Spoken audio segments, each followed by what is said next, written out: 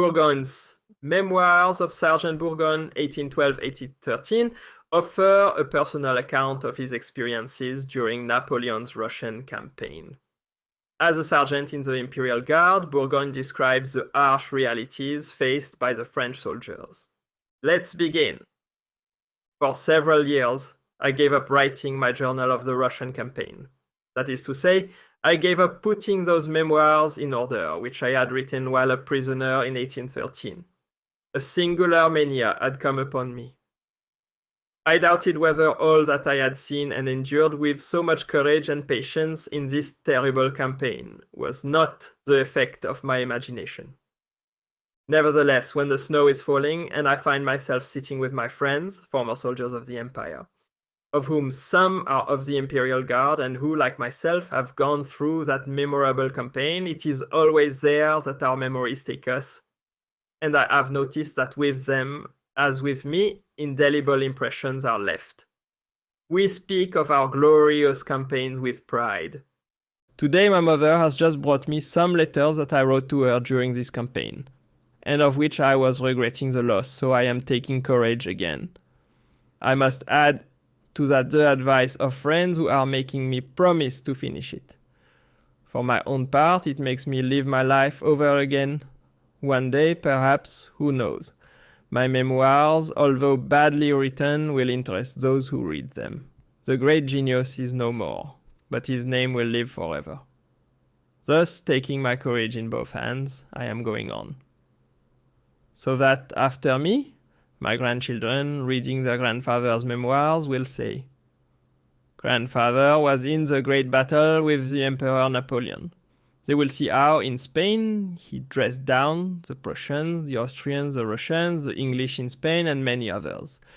They will see, too, that grandfather did not always lie upon a bed of roses, and although he may not have been one of the best Catholics in France, they will see that he often fasted, and more than once he fasted on a feast day.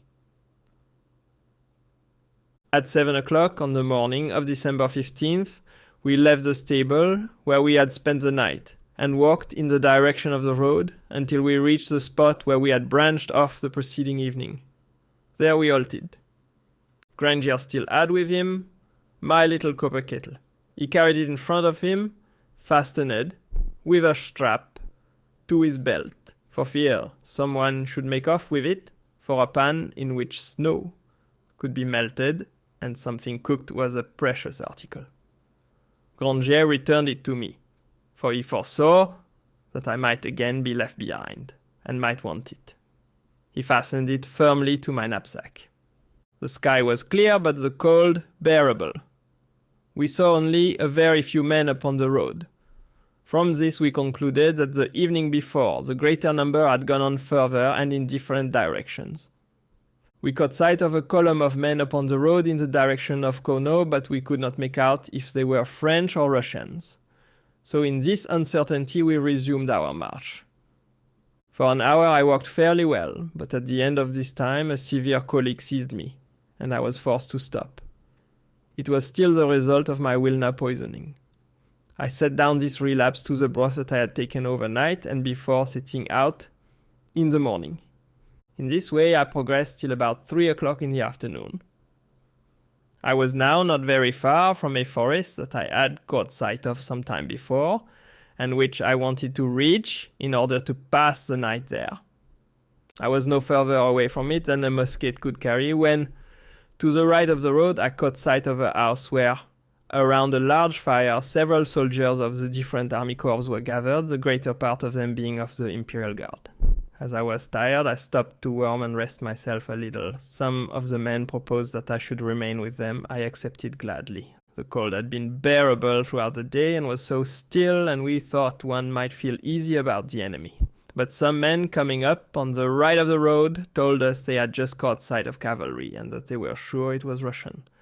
"And if it was the devil," replied an old chasseur of the guard, "it would not prevent me establishing my headquarters here. Friends, do as I am doing. Load your weapons and fix bayonets." We all quietly did as he said. "And then," he added, "we can retreat to the wood. Upon my soul, it's a famous position." On this he went up to a horse that had been killed a little distance from the fire, cut a piece of it, and returned calmly to seat himself upon his knapsack near the fire, and roast his meat at the end of his sword. More than 20 soldiers were also roasting horse flesh, some sitting on their knapsacks, others going on their knees. Opposite to the chasseur of whom I have just spoken was a woman, sitting on a soldier's knapsack. Her head was in her hands, her elbows resting on her knees. A soldier's grey overcoat over an old silk dress in tatters was all her clothing. On her head was a sheepskin cap, held in its place by a torn silk handkerchief, tied under the chin. The chasseur spoke to her. "Look here, Mother Madeleine." She did not answer. Another man near her pushed her, saying, "They're speaking to you, Mother." "To me?" she said. "My name is Marie. What do you want?" "A drink of rogum as at drill time." "Rogum, you know very well I have none." And she returned to her former position. Another woman who was near the fire wore on her head a shabraquet, bordered with red cloth, cut into festoons, and drawn around the neck with the cord of a grenadier's bear skin, the tassels of which fell under her chin. She had also over her dress a guard's blue overcoat. This woman, hearing the chasseur's voice, looked up, asking who wanted spirits. "Ah, is that you, Mother Gâteau?" answered the soldier.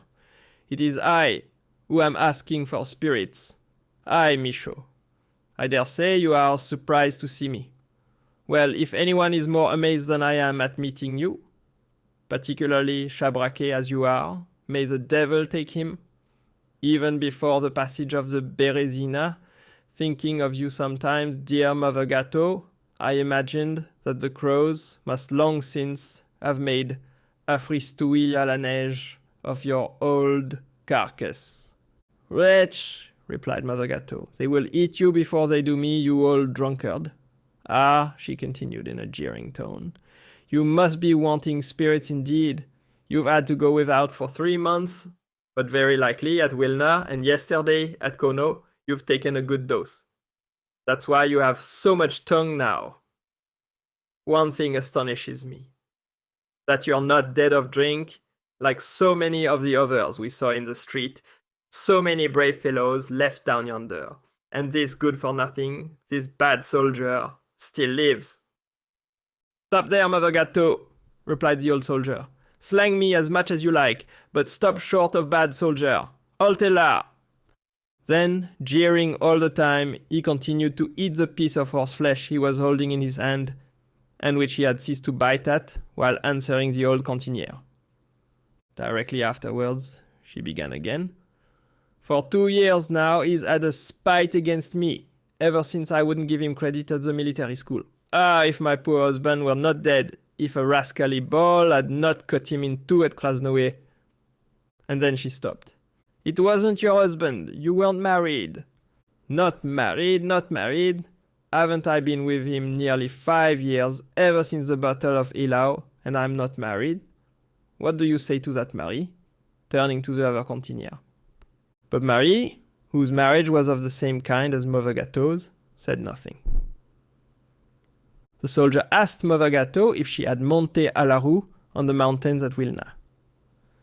"Ah," she said, "if I'd been strong enough, I shouldn't have missed the chance. I picked up some in the snow, but it hasn't done me much good. When you find yourself with rascals who respect nothing, we women can never feel safe." The evening after crossing the mountain, when I reached our men's bivouac, I had still a little of the brandy I had brought from Wilna, so I gave it them for a place at the fire, and lay down to sleep on the snow near 2 soldiers of our regiment, or rather 2 thieves, for they cribbed half of my money. By good chance, I was lying on a pocket they could not get to. Trust a comrade after that. Happily, I still have enough to take me as far as Elbing. Once there, we shall find some way of beginning the campaign afresh. I want no more carts. I will have 2 cognazi with baskets on their backs. We shall be luckier, perhaps. What do you say, Marie? Marie did not reply. Marie, said the old soldier, has had a second husband in a year, and if she likes, I will marry her for a third. You old scamp, answered Mother Gâteau, or she'd be hard up to take you. The chasseur went up to Marie and offered her a piece of horse. Flesh. Marie took it, saying, Thank you, mon vieux. So that's settled, he went on. On reaching Paris, I will marry you. I will make you happy. For sole answer, Marie sighed, saying, How can you chaff an unhappy woman like me? What I have just said, the old chasseur replied, is no joke. And to prove it, I will offer Mother Gâteau, without any malice, what I have just offered you, a little piece of Gigi on my thumb. As he spoke, he moved forward to offer it, but Mother Gâteau, seeing him coming, looked at him angrily and said, Go to the devil, I don't want anything of yours. At this speech of Mother Gâteau's, Marie, who was sitting in front of me, lifted her head, saying that this was no time to quarrel. Then she stared at me from head to foot. I am not mistaken, she said, addressing me by name. Montpey, is it you? It is Marie, really. I had just recognized her, too, by her voice, not by her face, for poor Marie's freshness had disappeared. Cold, hardship, fire, and the smoke of the bivouac had made her unrecognizable. It was Marie, our former cantinière whom I thought dead, and whose deserted cart with 2 wounded I had come upon on the night of November 22nd. This is her history. Marie came from Namur. That is why she called me her pays. Her husband belonged to Liège, a fencing master, and rather a bad lot. Marie was a good sort, thinking nothing of herself, retailing her goods to the soldiers, to those who had no money, as well as to those who had. In every one of our battles, she had shown herself most devoted in helping the wounded. One day she herself was wounded. It did not prevent her from going on with her help, careless of the risks she was running, for the bullets and grape shot were falling all around her. Besides all these good qualities, Marie was pretty, she had a number of friends too, and her husband was not jealous. In 1811, while encamped before Almeida, Portugal, some months before leaving for the Russian campaign, the poor fellow must go plundering in a village. He entered a country house, carried off a clock not worth 20 francs, was foolish enough to bring it into camp, and was arrested. There were very severe orders against marauders, and General Roguet, our commandant, court-martialed him. He was condemned to be shot within 24 hours. Marie therefore became a widow. In a regiment, particularly during a campaign, if a woman is pretty, she is not long without her husband. So at the end of 2 months' mourning, Marie was consoled and married again, as they marry in the army. Some months after, her new husband was transferred as non-commissioned officer to a regiment of the Young Guard, so she left us to follow him. She had been with us for 4 years. In Russia, she met with the fate of all the cantinières in the army. She lost horses, carts, money, furs, and also her protector. As for herself, she had the luck to get back. 4 months and a half later, at the Battle of Lutzen, May 2nd, 1813, chance brought us together. She had just been wounded in the right hand while giving drink to a sick man. I learned afterwards that she returned to France and reappeared in the 100 Days. She was taken prisoner at the Battle of Waterloo, but being a Belgian subject, she was released. I asked Marie where her husband was. Why, you know very well, she answered, that he was killed at Krasnoe. I had not heard this before. He was a good fellow, I miss him very much. Then she frowned and bent her head. A moment afterward she raised it again, and my eyes being still fixed upon her, she looked at me smiling, but it was a sad smile. I asked her what she was thinking about. About eating, as you can guess. I used to have a friend who got me food. Now I eat whenever I have anything given me or when I find something, and that doesn't happen often. There is only drink to be had. And as she spoke, she took a pinch of snow and carried it to her mouth. I saw her rise with great difficulty to set off on the march. She gave me her hand and said, "Farewell." I noticed that she was worn out with fatigue and privation, that she walked with difficulty, leaning on a stick. Mother Gâteau followed her, sheepskin on head, swearing and mumbling between her teeth. I concluded that it was still about the old chasseur. Just then, there might have been about 40 of us, and our number was continually increasing. I caught sight of Humblot, one of our sergeants. Seeing me, he asked what I was doing there. I answered that I was resting and considering whether I should not do well to pass the night where I was and start the first thing in the morning. Humblot, a good fellow who liked me, observed first that the weather was bearable, then what advantage it would be to me to have crossed the forest. For he said, on the other side, we should find houses where we could spend the night. The next day early, we could reach Villebalen, a small town from 3 to 4 leagues distant. There we should find our comrades and be able to buy the necessaries of life. In fact, he said so much that I took up musket and knapsack and set off with Sergeant Humblot. While walking, Humblot told me that, although we were in Pomeranian Prussia, it was not wise to walk alone or lag behind, for several thousand Cossacks had crossed the Niemen on the ice. Then he told me that he had left Kono the day before, with many others who had not troubled about anything. For Marshal Ney was still there to keep the Russians off the town, with a rear guard composed of German and some French. The Germans, he told me, had formed part of the garrison of Kono, and were in excellent condition, having wanted for nothing. But they were poor soldiers. And but for the few French among them, they would have thrown down their arms and fled. I am going to tell you, he went on, what happened to me yesterday, and you will see if I am not right in persuading you to get out of this cursed country as soon as possible. After having crossed the Niemen and come within a quarter of a league of the town, we saw, some distance off, more than 2,000 mounted Cossacks and others. We halted to decide what was to be done, and also to wait for those who were behind. Shortly afterwards, we found ourselves about 400 men strong of all equipments. We formed into a column so as, if need be, to reform into a square. Some officers who were among us took the command. 22 Poles afterwards joined us. About 50 of the strongest men, who possessed good weapons, took up a position as sharpshooters in front and on our flanks. We marched resolutely upon the cavalry, who at the approach of the sharpshooters drew off to right and left of the way. On reaching the level of the Russians, the column halted to wait for some men still in the rear. Only a few would be able to rejoin us, it seemed, for a party of Cossacks detached themselves to cut off those farthest off.